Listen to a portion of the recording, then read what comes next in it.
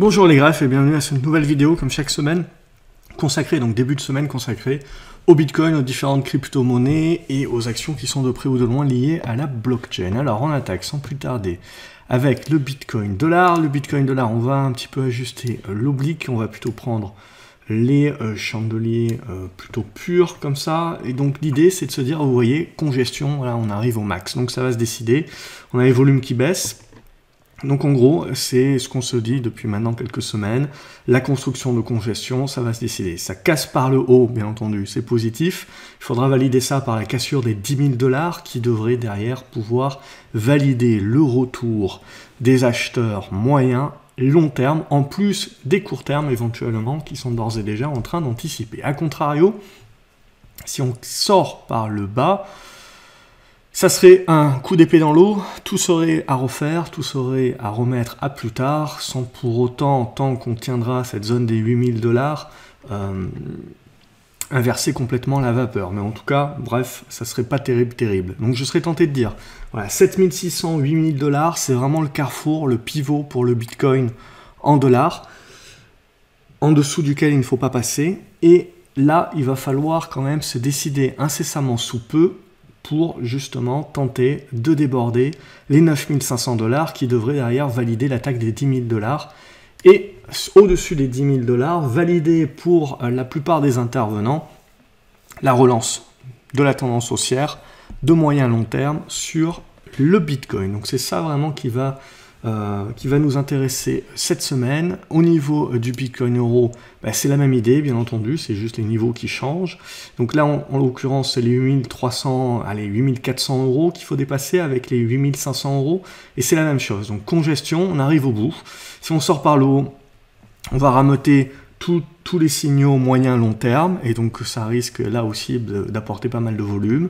A contrario, si on sort par le bas, et a fortiori si on casse les 7600 €, ça sera moins bon, clairement moins bon, et on remettra tout en cause, sans pour autant bien entendu parler de crack et parler de fin du monde. On parlera éventuellement de remise en question de ce mouvement. Alors ce mouvement, il est vraiment très beau, donc c'est pour ça que du coup, ça va être très intéressant de le suivre. Il faut éviter d'avoir la certitude qu'il va casser par le haut. C'est toujours, le marché se fait toujours un malin plaisir de casser nos certitudes. Mais là, du coup, ça soit entre cette semaine, la semaine prochaine, là, je pense que donc j'avais titré la semaine dernière ou il y a 2 semaines, je sais plus, que l'été serait chaud, serait à observer sur les cryptos, clairement. On en a la confirmation, et on devrait en avoir la confirmation. Voilà, comme d'habitude, si vous appréciez ces vidéos, n'hésitez pas à vous abonner à la chaîne, comme ça, à cliquer sur la clochette, comme ça vous ne loupez aucune autre vidéo qui est publiée. Donc on va regarder, avant de passer aux différentes cryptos, on va regarder les actions qui sont de près ou de loin liées donc, à la blockchain. Donc pour commencer, Bitcoin Group CO, ça c'est coté en Allemagne. Bon, je ne suis pas super inspiré, éventuellement un rebond, oui. En effet, si le Bitcoin commence à partir par le haut, on peut imaginer que toutes ces actions liées à la blockchain devraient suivre. Maintenant, pour Bitcoin Group CO, ce qu'il faudra attendre vraiment pour se remettre dans des bonnes dispositions, c'est de revenir au-dessus à des 27 €. Derrière, ce que l'on peut voir, c'est le Grayscale Bitcoin. Alors là aussi, il est un petit peu entre deux eaux.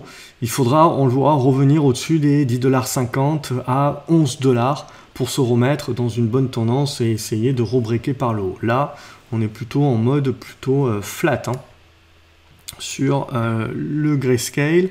Je regarde si j'en ai pas loupé d'autres. DPW Holding, qu'est-ce que ça nous fait? Bon, ça c'est très spéculatif. La spéculation peut se relancer au-dessus des 2,50 $, mais c'est vraiment bien spécu. Bon, il n'y a pas énormément de volume non plus, donc en règle générale, quitte à faire de la spéculation, je préfère plutôt regarder Marathon Pattern Group. Donc là, on a une congestion qui se met en place, toujours la même chose. C'est le débordement par le haut, c'est 1,05 $, 1,10 $ là, qui nous donnerait le gros du signal. Et à contrario, sous les 90 à 83 centimes de dollars, et bien là aussi, on aurait tout à refaire, et certainement que ça voudrait dire que le Bitcoin casse par le bas. Overstock, voilà, continue son exponentielle haussière, il n'y a pas grand-chose de plus à se dire. Donc, on laisse faire en attendant d'avoir une consolidation et une construction qui se met en place. Riot, Également, donc une congestion très similaire à Marathon, ça continue de rester positif. On a un bon soutien là sur les 2,20 $. Donc là, c'est pareil, hein, si on commence à casser sous les 2,20, 2,10, eh ben on va commencer à effriter la tendance. Et à contrario, là, ce qu'on attend, c'est justement que cette zone des 2,10 là permette de revenir chercher la zone des 2,60 et réussisse à breaker par le haut.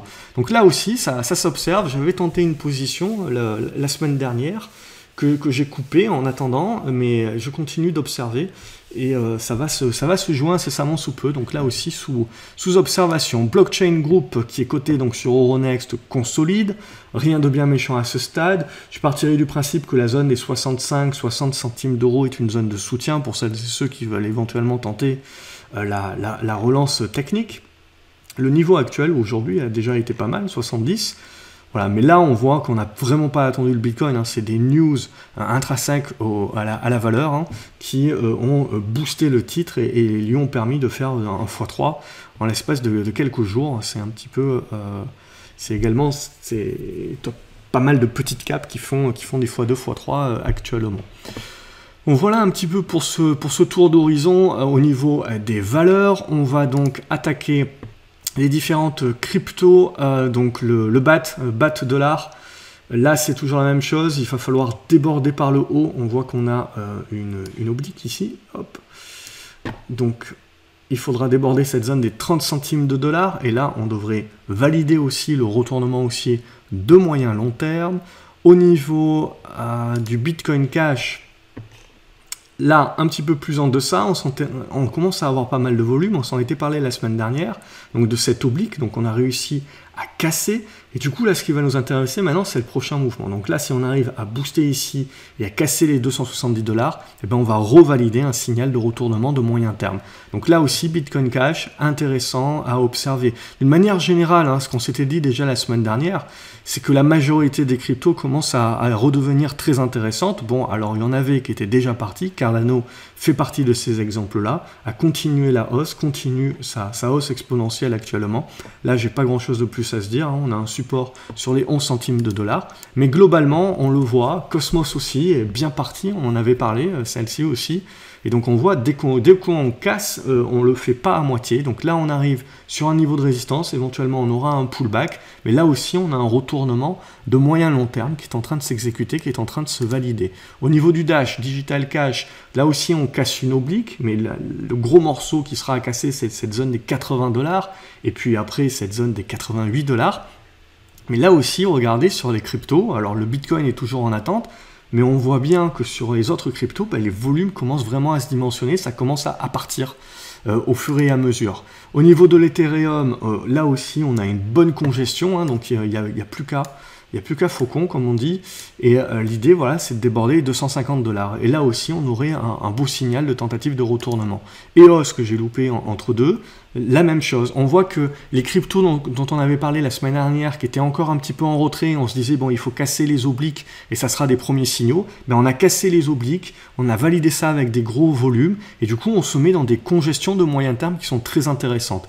Donc là aussi, on le voit dans le sillage de la congestion du Bitcoin, on a des cryptos qui sont déjà partis et d'autres cryptos qui sont en train maintenant de congestionner. Ce qu'on s'était dit la semaine dernière, c'est ça qu'il va falloir observer, c'est ça qui est en train de se passer. Et donc du coup là, pour valider les mouvements, continuer à avoir des poussées haussière avec des volumes au-dessus des 2,80 $, 2,90 $ pour les hausses, et c'est ça qui validera le signal de retournement de moyen terme. À ce stade-là, pour EOS en tout cas, ça reste du moyen terme. Ethereum classique, même chose, congestion qui se met en place, débordement par le haut au-dessus des 7 $ et à valider au-dessus des 7,50 $. Au niveau de Horizon, ça c'est un petit peu plus petit comme crypto. Mais l'idée, ça va être globalement la même chose, c'est qu'au-dessus des 8 $, 9 $, on devrait avoir une spéculation haussière. Au niveau de IOTA, là aussi, on le voyait, c'était parti, on est en train de retravailler les résistances horizontales, si on arrive à les casser par le haut, là aussi, on aura un beau signal. Au niveau du Litecoin, on le voit un petit peu plus en retrait, comme ses acolytes, EOS et compagnie, mais en embuscade sous une oblique, également avec des volumes assez importants. Bref, on a une accumulation qui est en train de se mettre en place. il faut valider. Donc ça c'est l'enjeu de ces toutes prochaines séances, voire semaines grand max. C'est que maintenant, on est vraiment en mode, il faut lancer. Maintenant, il faut valider.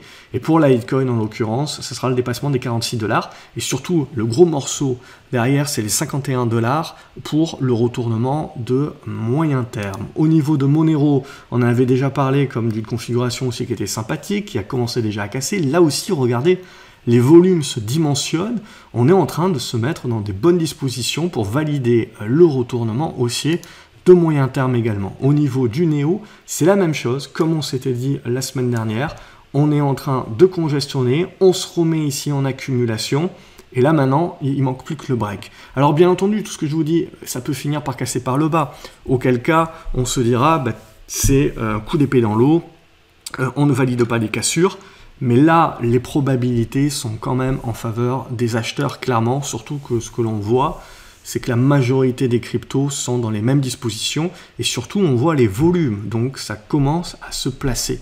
En anticipation, encore certes sur la plupart des cryptos, mais ça se place. Au niveau de Nano, on le voit aussi, là, la congestion qui est en train de se mettre en place et du coup, sur rupture des 1,15 $, on devrait avoir le débordement qui nous ramènerait sur les 1,30 $, qui sera le gros morceau à dépasser pour la validation du retournement de moyen terme. Au niveau de OhmyGo, donc là aussi, on est en train de souffler, hein, on avait parlé ici de celle-ci, donc là ça souffle, et pour relancer le mouvement, il faudra, on le voit, redépasser cette zone des 1,65 à 1,75. Au niveau du Qtum, là aussi on avait la congestion qui s'est mise en place, on a le break qui s'est mis en place ici, donc là on a bel et bien validé le retournement de moyen terme. Tant qu'on va tenir cette zone hein, entre les 1,80 $, 1,90 $, tout retour sur cette zone-là est à voir comme un bon pullback. Au niveau de Ripple XRP, et ben là aussi, des volumes, la cassure de l'oblique, la congestion qui se met en place, bref, il n'y a plus qu'à. Il va falloir valider le débordement des 21 centimes 30 ici, puis surtout, je serais tenté de dire de cette oblique-là, donc des 22 centimes de dollars, pardon, pour arrondir. Mais grosso modo, là aussi, on a un retournement de moyen terme qui est en train de se construire sur Ripple. Au niveau de Stellar, ben c'est parti. On en avait parlé la semaine dernière. Les volumes ont accompagné cette hausse et on a breaké là aussi un niveau très important sur cette zone des 8 centimes. Alors c'est les centimes de centimes, des 860. Donc là aussi, tout retour dans cette zone là des 840-860 est à voir comme une zone de soutien pour éventuellement relancer le public. Et là aussi, un très beau signal donc, a été donné. Au niveau de Tezos, très beau signal qui est donné également de retournement, donc au-dessus des 2,60 $, on va rester très positif. Au niveau de Tronix, là un petit peu plus en retrait, mais on voit une bonne congestion qui est en train de se former. Et du coup, le débordement là des 190, 200 pour arrondir, devrait là aussi lancer le mouvement et du coup on se renverrait vers un objectif aux alentours des 270. Au niveau de Waves, elle est toujours au bout de sa congestion, là aussi les volumes commencent à arriver, bref il n'y a plus qu'à là aussi valider la cassure des 1,25 à 1,30 et on devrait pouvoir rapidement revenir sur la zone des 1,60. Et enfin, le Zcash, lui aussi donc a validé la cassure de sa congestion, revient sur une zone de résistance. Bref, là aussi, il y a des volumes qui sont en train d'arriver. Là aussi, on est dans des bonnes dispositions de retournement de moyen terme. Et il ne nous manque plus qu'à valider, confirmer, en cassant les anciens plus hauts sur les pushs qui avaient été faits donc début 2020. Grosso modo, c'est à peu près pareil pour toutes les cryptos, même celles qui sont en retrait.